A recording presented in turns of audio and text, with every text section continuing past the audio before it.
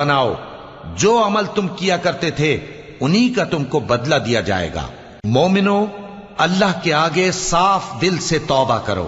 امید ہے کہ وہ تمہارے گناہ تم سے دور کر دے گا اور تم کو جنتوں میں جن کے نیچے نہریں بہ رہی ہیں داخل کرے گا۔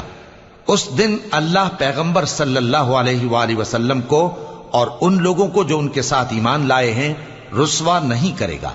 بلکہ ان کا نور ایمان ان کے آگے اور داہنی طرف روشنی کرتا ہوا چل رہا ہوگا، اور وہ اللہ سے التجا کریں گے کہ اے پروردگار، ہمارا نور ہمارے لیے پورا کر اور ہمیں معاف فرما،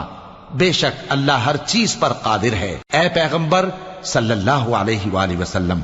کافروں اور منافقوں سے جہاد کرو اور ان پر سختی کرو، اور ان کا ٹھکانہ دوزخ ہے اور وہ بہت بری جگہ ہے۔ اللہ نے کافروں کے لیے نوح کی بیوی اور لوط کی بیوی کی مثال بیان فرمائی ہے